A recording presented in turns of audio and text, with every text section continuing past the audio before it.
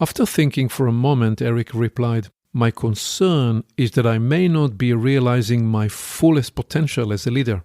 I'd like to become a more effective mentor to the leaders working for me by revitalizing my thinking about my own leadership development."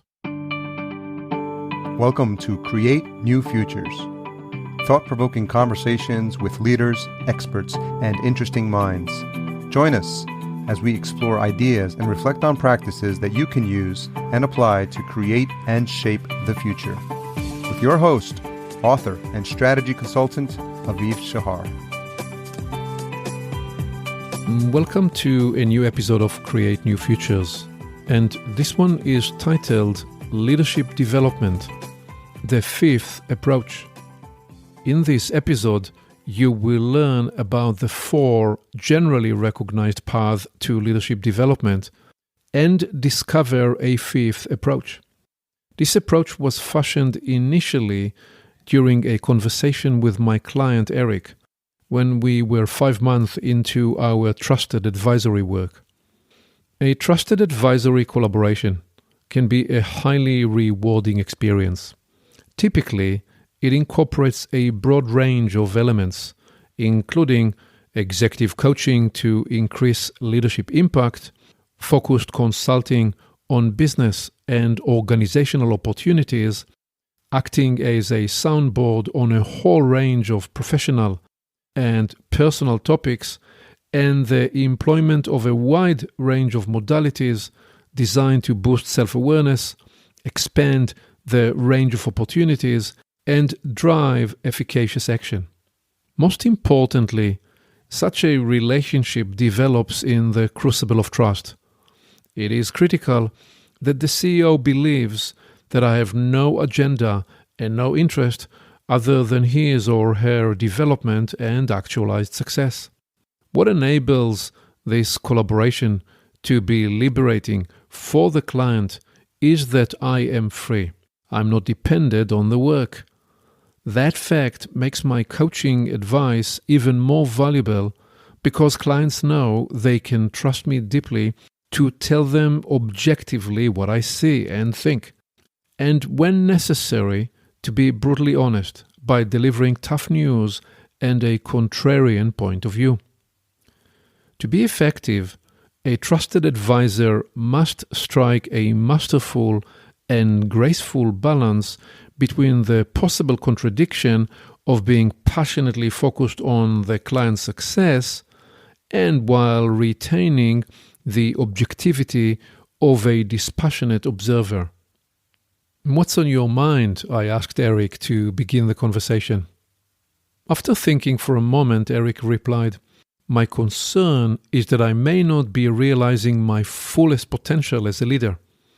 I'd like to become a more effective mentor to the leaders working for me by revitalizing my thinking about my own leadership development. How do you suggest I approach this exploration in a novel way?" "This is a delicious inquiry, Eric," I responded. "Its beauty arises in the fact that you are exploring this inquiry not because something is broken about your leadership. To the contrary, you are successful and your team is managing and executing well. Your concern is not a problem-triggering inquiry, but one driven by your desire to reach for more. Am I reading you correctly?" Eric chuckled affirmingly and said, "Well, yes, you're absolutely right. During the last decade, I reflected deeply on abundance versus scarcity-based behavior. I believe it is my responsibility to my team to realize my fullest potential to lead. I'm not pretending to have transcended my ego.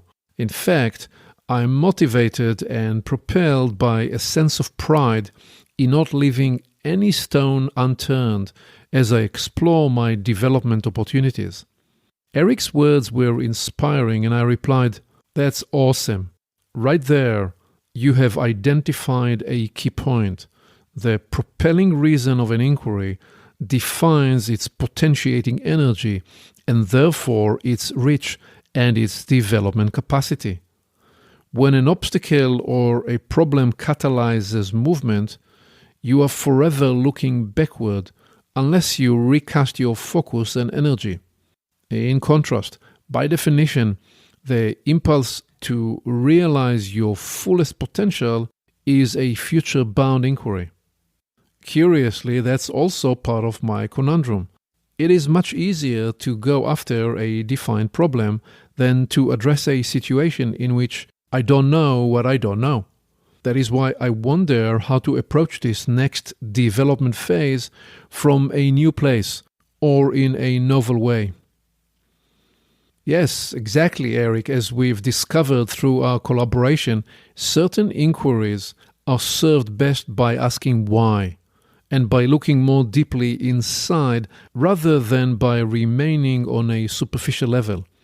Other explorations are best served by charging forward into experimentation. In this case, my instinct is that the inquiry will be served best by first sketching a map of the leadership development terrain that integrates the 4 major approaches. This sounds right, said Eric. So what have you got for me? Okay, let's do something ambitious, I said. Many approaches to leadership development have evolved over the last 6 decades. With a little bit of chutzpah and audacity, we can create a high-altitude framework that includes a broad cross-section of leadership development modalities by categorizing 4 main focuses in a 2x2 matrix. Call this the unified field theory of leadership development, just to raise the bar and the challenge for me. And these will include a broad cross-section of the leadership development modalities available.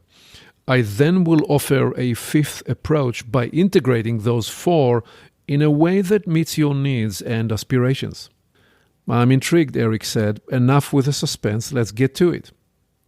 2 of the leadership development quadrants are inside-out approaches, and 2 are outside-in. Let's start with this basic diagram. Sketching in front of Eric these 4 quadrants for the 4 approaches to leadership development, I named the left 2 quadrants inside-out and the right 2 quadrants outside-in. I proceeded to name the lower left quadrant skills. Numerous approaches to leadership development look at a given role, such as supervisor, manager, or director, from the standpoint of its necessary tasks. The idea is to reverse engineer the skills and competencies required to complete these tasks successfully. The result is a skills and competencies framework that must be mastered. The premise of this development approach is that by mastering the skills defined by the role's tasks, you will be able to do well and even excel in it. And the skills-centered approach to leadership development has several advantages. For example, many companies rely on a robust competencies and skills framework accompanied by training programs to develop their leaders' skills. A core element of the skills-based approach is the belief that organizations should be able to train their people in each of the required skills. The fact that this approach is heavily tilted to training interventions is both its strength and its weakness. So that is the first quadrant, the lower left quadrant defined by skills. Let's call the upper right quadrant situations. In contrast to the lower left approach in which we develop specific skills, in this quadrant we develop the capacity to respond to a range of situations. Situational leadership was developed in 1969 by Paul Hersey and Ken Blanchard as a life cycle theory of leadership. Its premise is that there is no single best style of leadership. Instead, effective leaders adapt their style to the performance readiness of their individuals and teams, and that performance readiness is defined as an output of 2 factors, ability and willingness. Those various styles are defined on their directive and supportive vectors to show a process that cycles through directing, coaching, supporting, and delegating. The thinking underlying this approach is that people who take on new role initially need direction, then coaching, then support. Once they demonstrate mastery and motivation, delegating will empower them to become successful. Implicit in this approach is the idea that managers first must identify and diagnose accurately the situation they enter inside the context of a journey so they can customize their leadership response accordingly. These two categories of leadership development, skills-based approach and situational leadership, were popularized over the last 60 years.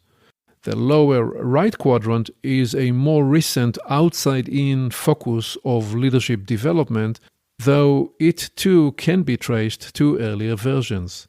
This lower right quadrant is called outcomes. The double premise of this approach to leadership development is that every role is defined by the outcomes it creates, which in turn enable and support the company's business results and strategy. An earlier version of the outcomes approach to leadership development was management by objectives. A rigorous practice built around this methodology in recent decades was the OKR management approach, which centers on objectives and key results that enable and deliver the desired objectives. The pivot of this first premise of the outcome-based approach is the realization that your role is not defined by what you do. Rather, it is defined by the outcomes you create and the contributions you make. The critical factor of the second premise is that the outcomes you produce must offer a clear line of sight to how those outcomes enable the company's purpose and strategic goals. I have observed people struggle with this approach in two ways. First, they incorrectly use and frame inputs and outcomes interchangeably. Second, they confuse organizational level and business level outcomes.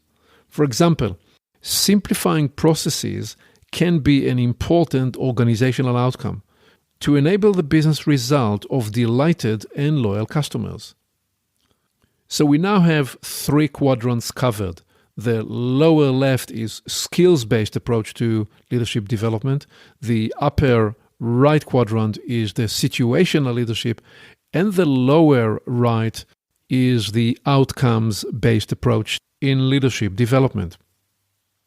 Now let's name the upper left quadrant qualities. Perhaps the most ancient approach to leadership development, qualities and virtues-based development, can be traced to the classic philosophers in ancient Greece, to the Stoics, and to leaders like Marcus Aurelius. My role model for the qualities approach is Benjamin Franklin. Shortly after his 16th birthday, Franklin identified 13 virtues that he wanted to embody throughout his life. To do that, each week he picked one of these virtues and centered his life on it, integrating it, applying it, thinking about it, and making that virtue part of his consciousness became his inside-out development strategy. At the beginning of the next week, he would turn his attention to the next virtue on his list. After 13 weeks, when he had focused on all the virtues on his list, he would go back and begin the process again. The result was that during the course of a year, Franklin spent 4 weeks living and breathing each of the 13 virtues. At the beginning of the next year, he repeated the process, a habit that he retained for the rest of his life. The extraordinary power of an inward-focusing development is that it becomes an evergreen source of refinement. For example, virtues such as order, sincerity, tranquility, and justice offer new development opportunities. This inside-out focus on virtues you determine are important for you provides inexhaustible guidance, inspiration, and wisdom that enable you to deepen the living embodiment of expression of those qualities. So in summary, these are the four main approaches to the leadership development. A focus on skills in the lower left, situations in the upper right, outcomes in the lower right, and qualities in the upper left. By way of defining these approaches to leadership development, we would say that on the lower left, we develop the leadership skills. On the upper right, we develop situational leadership. On the lower right, we develop outcomes-based leadership. And in the upper left, we develop leadership qualities. And so as my conversation with Eric developed, and after I painted those four approaches, it was natural and easy to propose that there is a fifth approach. And this fifth approach is to design your own personal evolution by embracing the potential and power of the four we just identified. And the way you would draw it is you'd simply paint those four quadrants and you will create a circle in the middle. And in that circle in the middle of the four quadrants, you want to write, design your own leadership evolution. And what this central zone, this middle space where you design your own leadership evolution represents, is the idea that at different times and circumstances, each of those four quadrants can move to the foreground and become central for you. And you will find that there is an in-breath, an out-breath. As you energize yourself and as you discover that at times you want to focus on your qualities as an inside-out development, and at other times you will focus on outcomes and or on situations. To conclude my dialogue with Eric, I proposed that he design his own leadership evolution by reflecting on each of the four main approaches and answering the following questions. Here are 2 questions to reflect on in your skills quadrant. Which skills and competencies are most critical to my current and future roles? In which ones am I more proficient than others and therefore I must lead? And which should I delegate or outsource? Question 2. What development opportunities are available for me? What new skills will I emphasize and develop? Here are 2 questions for your situational leadership quadrant. Number 3. What environments enable me to thrive? In what situations do I achieve the best results? And number 4. What situational opportunities will I focus on? What situations require me to change my approach? And here are your 2 questions for the outcomes quadrant. Number 5. What are the most critical outcomes I have produced? And what enabled me to create these results? Number 6. What new outcomes will I create? And what will I do to produce these new results? Finally, the qualities quadrant, 3 questions to reflect on. Number 7. What are the qualities I value most in myself? Number 8. What qualities do I value most in others? Number 9.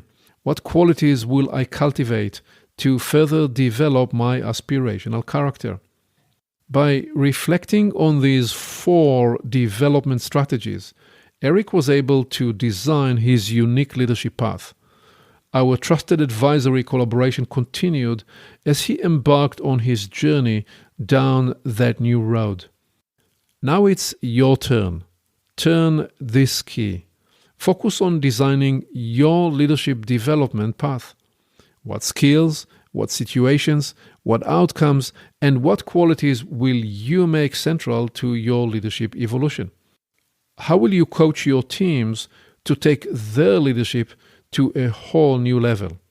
I encourage you to take action today to unleash your and your team's potential by integrating these 4 modalities to create the 5th approach to leadership development.